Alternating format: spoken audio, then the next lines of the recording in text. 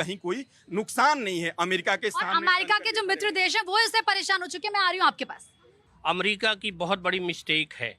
इतने बड़े देश और इतनी बड़ी व्यापार व्यवस्था को ठुकराना। अमेरिका एक तरीके से स्वयं को कमजोर करने का प्रयास कर रहा है। और वो तो वहाँ के जो लोग हैं वो खुद ही किस तरीके से बात भी कर रहे हैं, कह भी रहे हैं। उस वक्त आप कह रहे थे कि मैं निकालूंगा मोदी जी का कोई स्टेटमेंट, क्या हुआ? अगर आप पत्रकार हैं तो मैं अभी आपको दिखा दूंगा 4 जगह। नहीं, पत्रकारी है। सुन लीजिए पहले। अब आप देखें, आप मेरे ही सवालों का जवाब दे रहे हैं और आप मुझसे ही पूछ रहे हो। पत्रकार हो? बिल्कुल हो, बिल्कुल। सुनिए, जर्मनी में बोला उन्होंने, कनाडा में बोला। अरे निकालिए तो। अभी निकाल के दूंगा आपको, अभी मैं दूंगा आपको। उन्होंने कहा कि सर एक आपने तो मुझ पर ही सवाल खड़े कर दिए। आपने तो मुझ पर ही, सुनिए एक मिनट। नहीं, आपने मुझसे सवाल पूछा कि आप पत्रकार हैं, ऐसे आप कह रहे हैं मैं मोदी जी का स्टेटमेंट निकाल के दिखाऊंगा, क्या हुआ? मैंने कहा आपको, अरे आप तो समय दिया मैंने आपको इस बात की जानकारी होनी चाहिए थी। प्रीति जी, बहुत अच्छी बात है।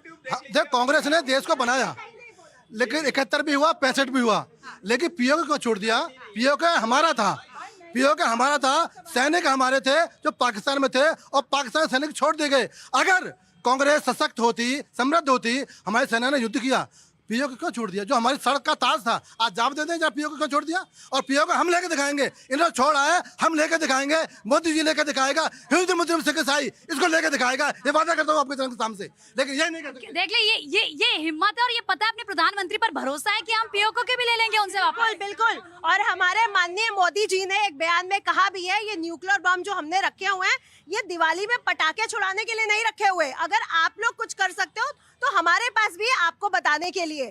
तो ये हमारे माननीय मोदी जी हैं जो कुछ भी कर सकते हैं। और आगे भी आप देखेंगे कि अभी जो बयान आ रहे हैं, इनका माननीय मोदी जी बहुत अच्छे से तकड़ा जवाब आपको देने वाले। प्रीति जी, हमारे कांग्रेस के मित्र हैं, 70 वर्षों में क्या झंडा फाड़ा था उन्होंने?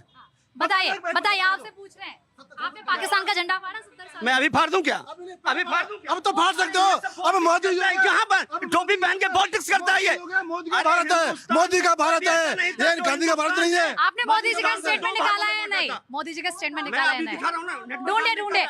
जिसने बांधा, जिसने बांटा, कौन था, किसको आपके पास था? किसने बांटा? ये अपना दिन भूल गए। इंदिरा गांधी थी, उन्होंने पीओके दे दिया।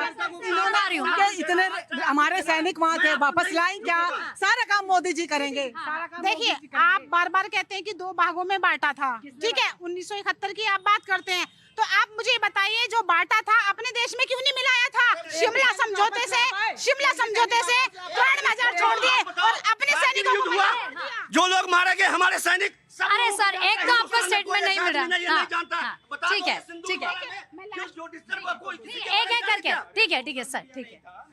देखिए प्रीति जी, मैं आपके चैनल के माध्यम से मुनीर को ये बोलना चाहती हूँ कि मुनीर, तेरा मेंटल लेवल बिल्कुल गिर चुका है, तेरी जो मानसिक स्थिति है वो खराब हो चुकी है। अच्छा होगा कि अमेरिका में ही इलाज करा के अपने देश में जाए और अपने देशवासियों के बारे में सोचे। उनको क्यों मरवाने पे तुला हुआ है? क्योंकि मेरे देश का बच्चा ये कहता है, मेरे देश का बच्चा ये कहता है कि हे भारत माता, हम तेरे चरणों में आकाश झुका देंगे और अगर नजर भर के पाकिस्तान तूने देखा तो तुझे मिट्टी में मिला देंगे। इसलिए मुनीर, सोच समझ के बात कर, क्योंकि ये जो समस्या है आतंकवाद की, ये ना केवल भारत की बल्कि ये एक वैश्विक समस्या है। क्योंकि विश्व के अंदर जो तूने आतंकवाद फैला रखा है, अब तेरा समय आ चुका है तुझे मिट्टी में मिलाने का, और मिला के रहेंगे।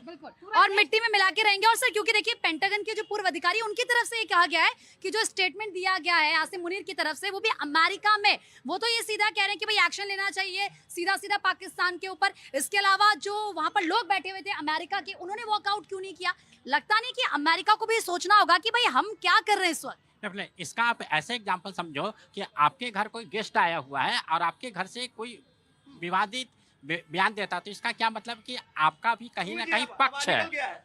तो जब आपके तरफ से जब पक्ष है तो इसका इसीलिए बोला गया है कि अमेरिका भी इसके साथ है और इसीलिए कोई खंडन नहीं कर रहा है। ठीक है, सबसे पहला बात। दूसरा जो सबसे इम्पोर्टेंट है कि हम इंडियन आर्मी और इंडियन हर कोई तैयार है। सेकेंड जो इम्पोर्टेंट चीज़ है पीओ के जो सबसे इम्पोर्टेंट चीज़ है लेना, उसका भूभाग, उसका लैंड लेना बहुत इम्पोर्टेंट है। लेकिन वहाँ के बार बार कश्मीर के राग तो पाकिस्तान रोता ही रहता है, हमने देखा है। तो कश्मीर तो हमारा है, उसमें उसके बोलने से कुछ नहीं होता है। हमारा है, हमारा रहेगा और हमेशा हमारे पास ही है। बस वहाँ के जो हालात है, जो पिछले 5-6 सालों में सुधरा है, और अच्छे तरीके से बेहतर हालात हो जाए, इससे ज़्यादा मुझे और कुछ नहीं चाहिए। इन्हें कुछ नहीं पता। एक्चुअली जब बौखलाहट होती है ना आदमी की, तो वो दिखाई दे रही है, वही बौखलाहट इनकी है, वो इनकी पार्टी की भी दिखाई देती है कि कहीं भी जाके डिफेम करना। ऐसे इन्होंने कुछ, अगर मैं इसमें प्लस करूं तो वो थोड़ा है तो डाइवर्ट, लेकिन प्लस करूंगी, जो कि आज भी एक चैनल पे देख रही थी, इन्होंने कहा जहाँ 0 वोट पड़ती हैं वो सारी बीजेपी डलवाती है, जबकि वो आज अमेठी से जीते हैं। तो क्या वहाँ पे भी जो 0 वोट आ रही थी, तो इसका मतलब वो भी फेक से जीते? वो सब नहीं, ये सब काम करने का काम अभी इस समय नहीं है।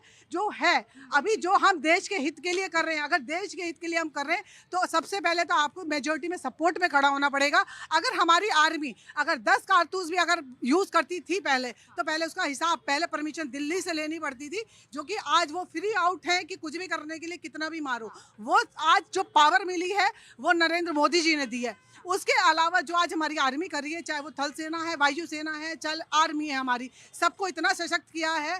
पहले हम अपने, हमारे पास ना जहाज से ना पनडुब्बी थी, कुछ नहीं था। आज कहाँ से आया? आज हम अपने देश में इनबिल्ट कर रहे हैं, बना रहे हैं। लोग हमसे ब्रह्मास्त्र मांगने के लिए लाइन लगा के खड़े हैं।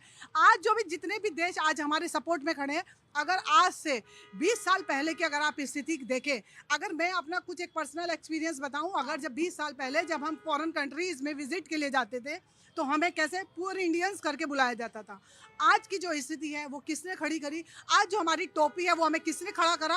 वो नरेंद्र मोदी जी ने करा, जो कि आज जाते हैं तो हमारा कितना वेलकम और रिस्पेक्ट होता है। ये इस चीज़ को सपोर्ट ना करके हर चीज़ों में गलतियां निकालना। बताइए, हर चीजों में गलती निकालते हैं। और दूसरी बात ये भी तो सही है ना कि ये बौखलाहटी तो पाकिस्तान की, कि भाई जिस तरीके से हिंदुस्तान स्ट्रांग हुआ है, वो अमेरिका में जाके इस तरह की बात बोलता है, गिदड़ बपकी देता है। ये इनको ये सबसे बड़ी दिक्कत है कि ये 2014 के बाद ही आज़ाद हुआ है इन्होंने, पहली बात। दूसरी बात आप सुन लीजिए, पहले राजीव गांधी का निक्सन जो है वो छाता लेके रोड तक छोड़ने के लिए जा रहा है, वो सम्मान था। हम युद्ध लड़ने के लिए जा रहे हैं और आप अमेरिका में फैसला हो जाता है, ट्वीट करके बताता है कि युद्ध विराम मैंने करा दिया। और ये इसको लेकर तो बार बार कहा गया, इसको लेकर तो संसद में कहा गया, पाकिस्तान के डीजीएमओ ने कॉल किया, पाकिस्तान के डीजीएमओ ने गुहार लगाई, उसके बाद ये सीजफायर हुआ। बोला ना, ये गुहार लगाई, प्रधानमंत्री को नहीं सुना आपने संसद में? पाकिस्तान हार रहा था, गुहार लगा रहा था।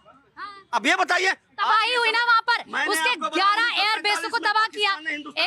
एक बात मुझे ये बताइए, पाकिस्तान के एयरबेस को तबाह किया या नहीं किया? हिंदुस्तान पर पाकिस्तान के कितने एयरबेस को तबाह किया हिंदुस्तान ने ऑपरेशन सिंदूर में? ये तो कोई जानकारी नहीं दी गई। अरे आपने कोई जानकारी नहीं दी गई। आपने एयर चीफ मार्शल को नहीं सुना, आपने एयर चीफ मार्शल को नहीं सुना। मीडिया वालों ने मैंने खुद, कब्जा हो गया। मीडिया वालों ने नहीं कहा sir, media, air chief marshal AP Singh.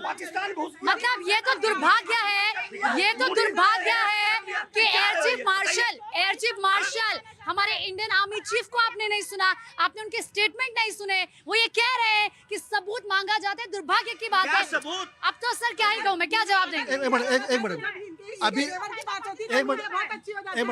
एक मिनट, ये बिल्कुल ठीक कह रहे हैं कि हिंदुस्तान आज़ाद 14 के बाद हुआ है।